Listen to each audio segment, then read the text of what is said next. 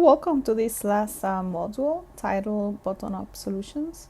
We will discuss a wide range of solutions developed at the local level for addressing housing inequity and exclusionary zoning practices.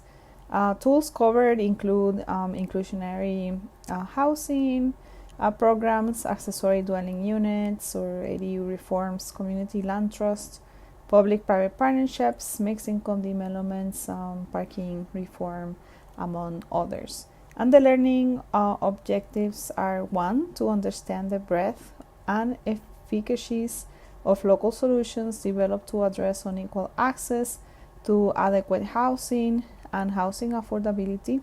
Number two, to identify strategies, policies, and plans that are sensitive to local context. And number three, to understand the role of community engagement in envisioning how change could happen.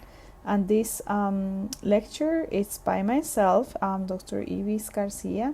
I am an assistant professor in City and Metropolitan Planning at the University of Utah, and Dr. Minji Kim, who is an assistant professor at Florida State University.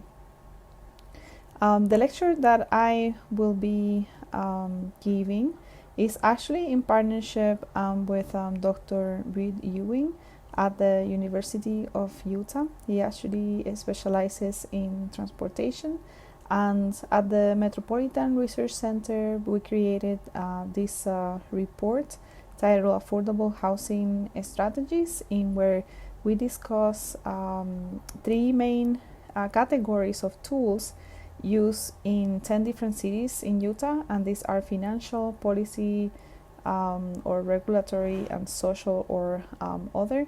So this is your required reading, and there you will find a lot of tools or a menu of local affordable housing strategies.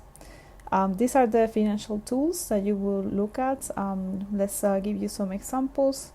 Like waiving, reducing impact fees, tax abatements, and tax increment finance reimbursements, among others. Then we have 8 policy tools, such as updating your zoning code, forms-based codes, or inclusionary zoning. And actually, Dr. Minji Kim will be doing a more in-depth lecture about these. And then we have social or other tools.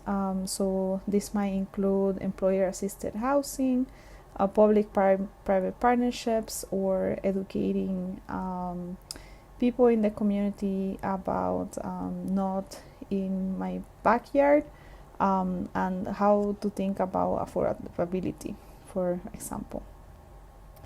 Then, as I said, the second lecture is by Dr. Minji Kim, and she will look at inclusionary housing. So this is a very important strategy.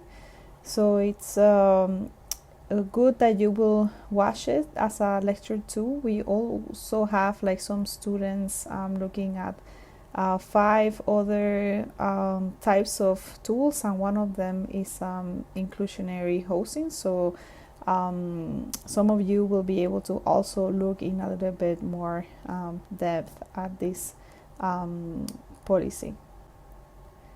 As I mentioned, this week is the structure slightly different than previous week, so all the students are required to watch this lecture 1 and 2. And then students will need to be divided into 5 groups and be responsible for studying one of the self-guided study topics, and deliver like a short presentation to the class, informing their classmates about the group's assigned topic. And you might do this informally or formally. Maybe you want to deliver a PowerPoint, or just simply have a discussion. And the policies are actually accessory dwelling units.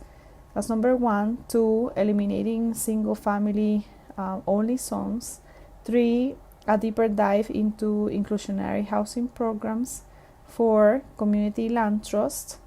And 5, grassroots efforts to create affordable housing units. This may include parking and other regulatory reforms. And in preparation for the class, we want you to do a discussion on this topic so you can be more prepared to tell your classmates about it. So we hope that you enjoy the final lecture. Thank you.